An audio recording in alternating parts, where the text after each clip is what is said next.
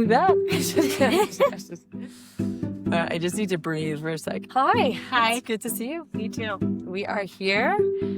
And this week we're talking about something fun. Welcome, Wild Ones, to Wild and Well Together. This week we are talking about nostalgia, which, say that word 10 times fast. It's a mouthy one for me. I don't know why, but it is. Yeah.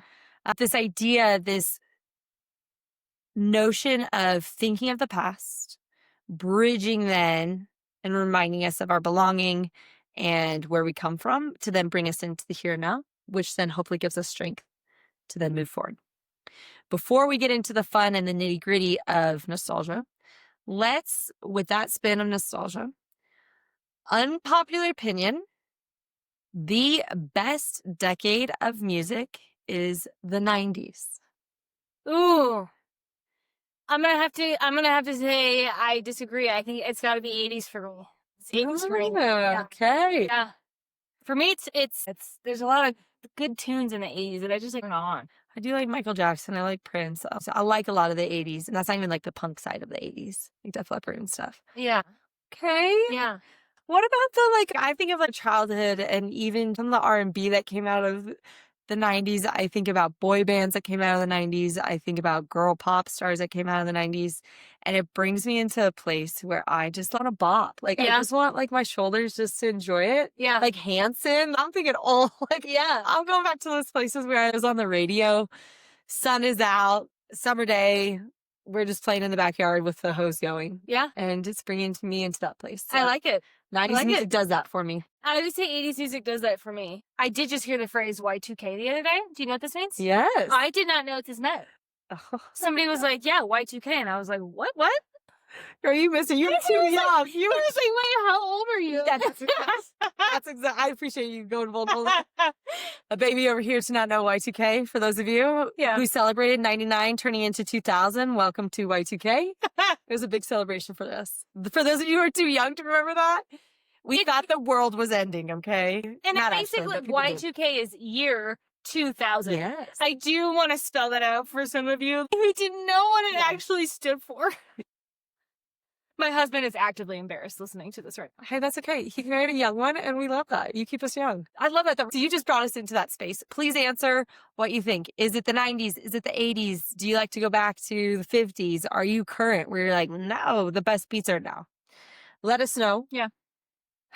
I'm getting into nostalgia. I love that. It brings us into a place of laughter. Mm-hmm. It brings us into a place of grounding. In this world, we have a lot of hard. And nostalgia can bring us to a place of, remember what. Mm-hmm.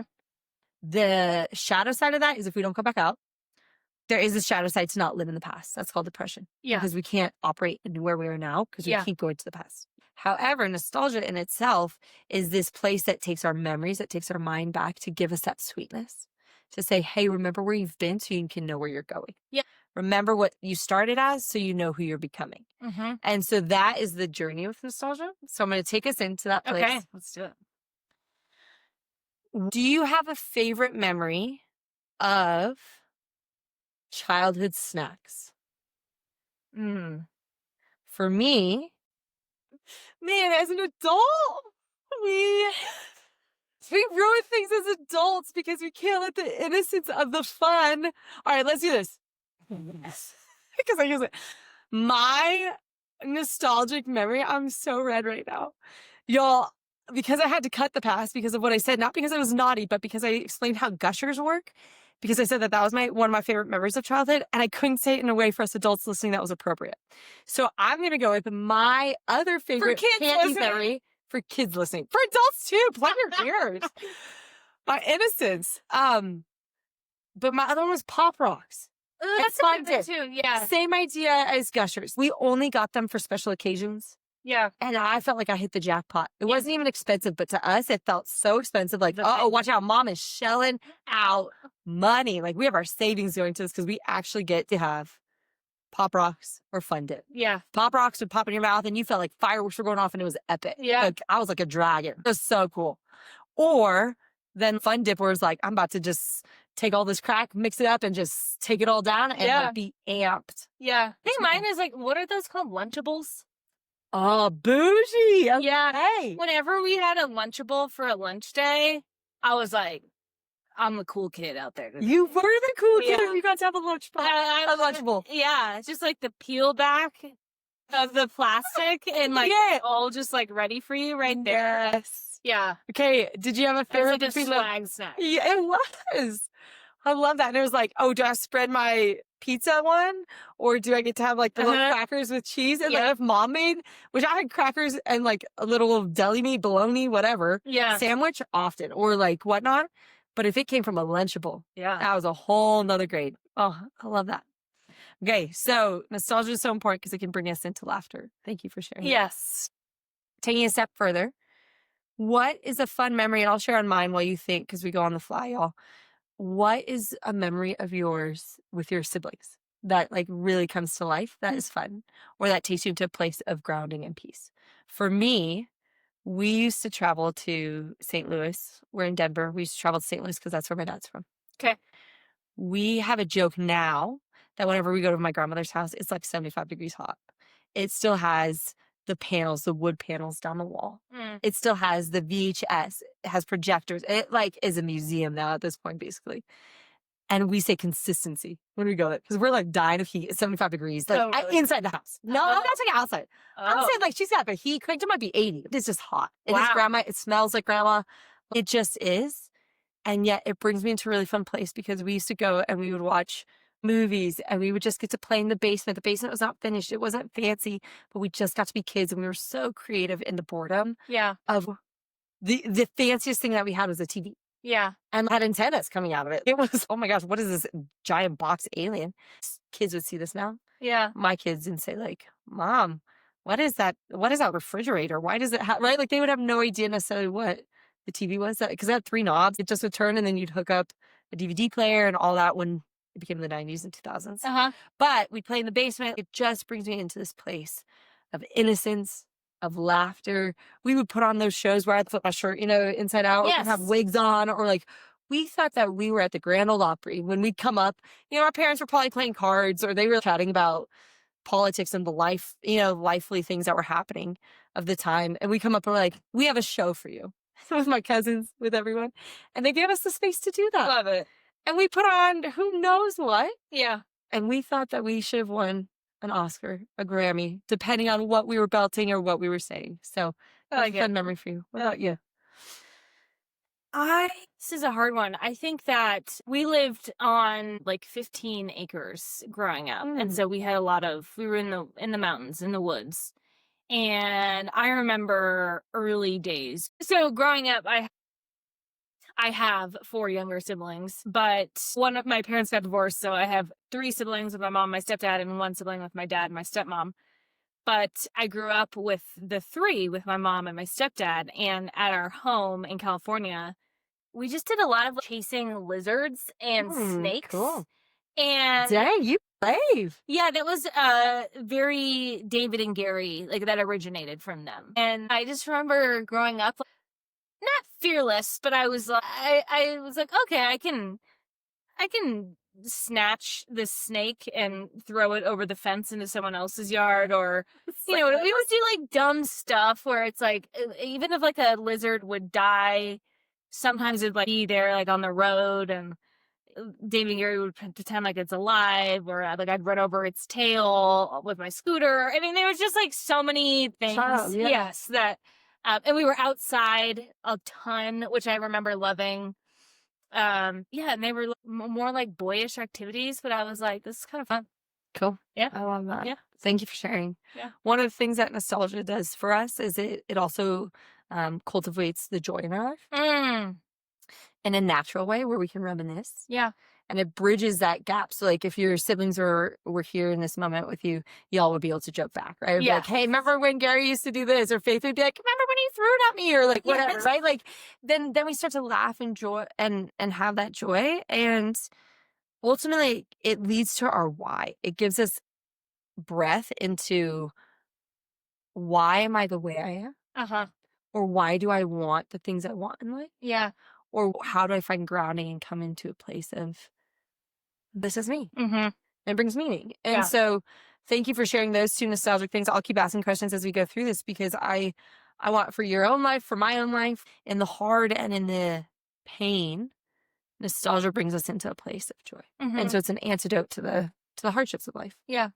I think one of the things I think about often is when my aunt passed, and it's been 6 years, which is crazy, from cancer.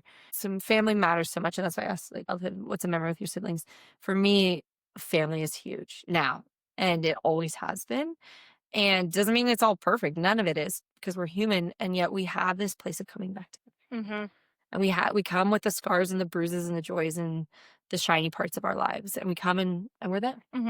And when my aunt died, we had people in from different states, different places, and we went through the hard of the funeral. We went through the hard of the burial. We went through the hard of the ceremonies that go around that. We went through the hard of saying goodbye to her for weeks and months before that. But then I really can vividly remember all of us sitting together and sharing stories about her. Mm.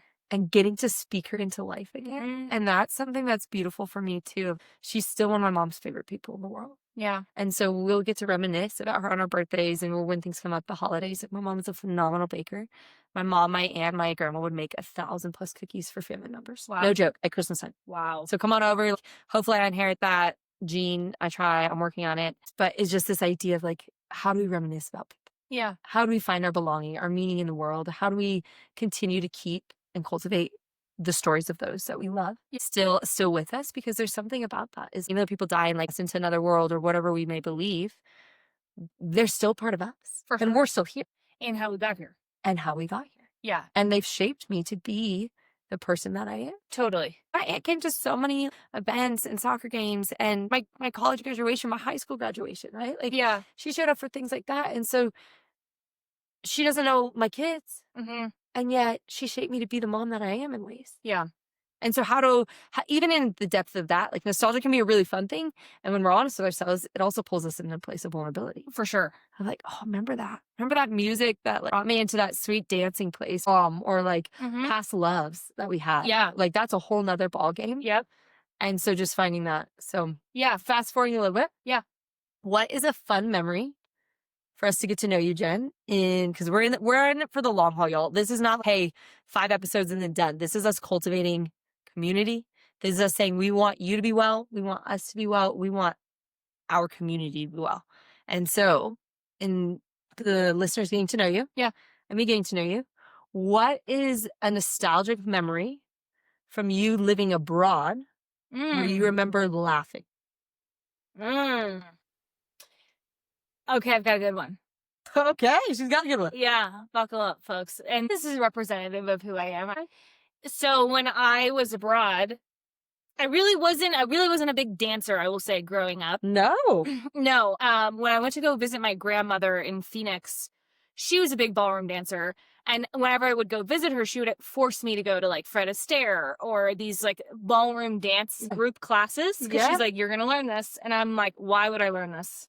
Why do you need to teach me ballroom dancing at 13? I'm in college and I study abroad. And so I'm underage here, but I'm of age there. Got it.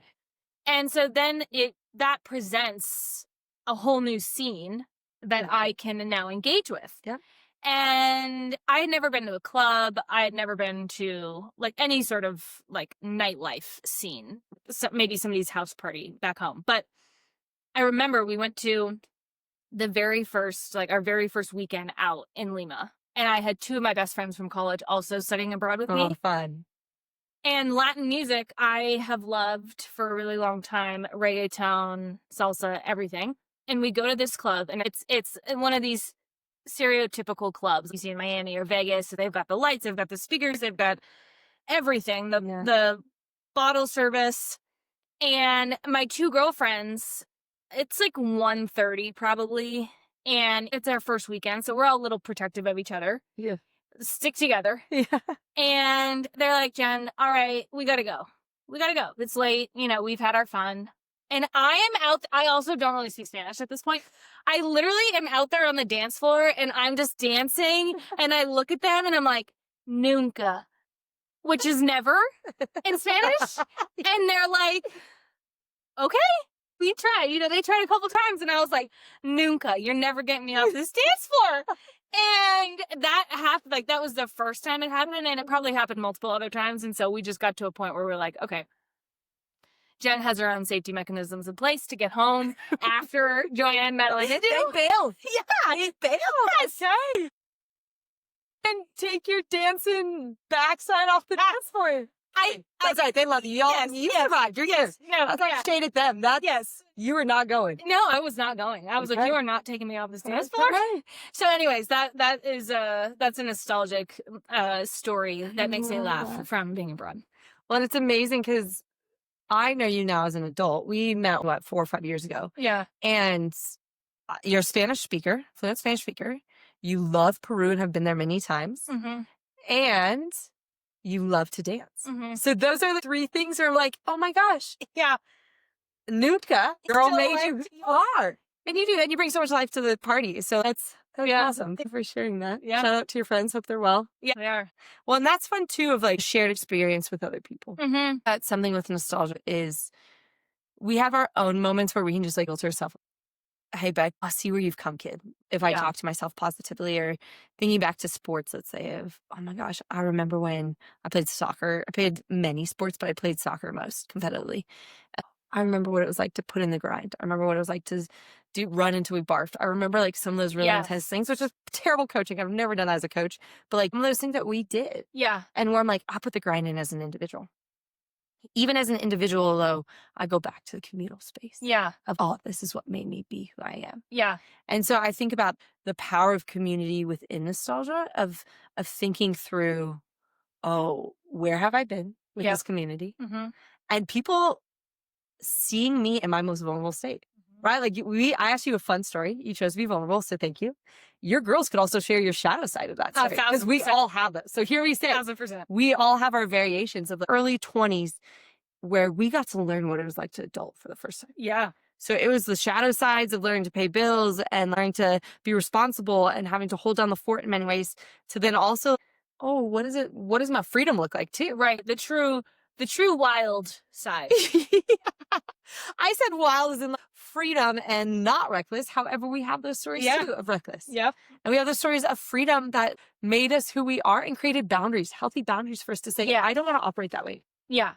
And so we can go back to nostalgia and or we can go back to our past, and we can go into the trauma side of our past, or we can go back to the nostalgia side. Yeah. So I want us to start to cultivate as humanity, and you and I, what's the nostalgia side? Not to ignore the trauma. That needs to be addressed with proper channels. That needs to be supported. That needs to be worked through and find healing. Yeah. Simultaneously, the nostalgia can be shared out. Yes. And say, oh, how do we reminisce as a team? Yeah. How do we think back on our early days of college? Like, oh man, I have so many fun smiles because like my early 20s were met by graduating high school, going to CU Boulder, which was awesome. I also went through a really hard breakup there that ended really, really negatively. And so I took off to Guatemala. I graduated and I was out. I went and studied, not even studied, I worked abroad for a year because I just needed out. And deep-seated healing happened for me there. And so as you're sharing like your first week out in Peru, anytime that there's a new space that we take in, my first week, I met some people and like, they're like, we're going to this place, it's called Y Por Qué No? And it's like, and why not? And that is the name of the building for a reason. Because people are like, ¿Y por qué no? Like, and we just would dance and we would drink and eat and be merry. And it was a really fun season. And it shaped me too. Oh, I'm really brave. I chose to go live abroad. I chose to like say, hey, I'm going to go on this journey for me as an individual. Yeah. And the people around it are what made it so sweet. Yeah. So is it fair to say like there are some, I mean, I guess this might be true with any or many topics, but in nostalgia, there are some helpful things. Yep. And there are some non-helpful things. It's like reliving traumatic experiences or reliving or being stuck, only reliving and not future vision. So nostalgia, so that would be like trauma and depression and things that are very real. Yeah. Where it takes us to the past. Nostalgia, though, is let me sit in this moment, let me have a cognitive experience that then may bring up emotional or physical responses, but then I come back into the here and now. And the sake of nostalgia is to go into the past to come back to the here and now. Got it. More grounded, higher safety. So nostalgia actually leads to emotional regulation. Okay. Because it leads us to, again, I've been there and now I've come out of it. Yeah. And so, and I've learned these lessons, or I've had these fun memories, or I found meaning in this. Mm-hmm. And it brings us to a place of understanding. But physically and mentally, it brings us to a place of safety. Mm-hmm. Of I'm here now and I'm safe. And so nostalgia could be paired with trauma. It could be paired with exploring the past. Got it. But it's not the same. Okay.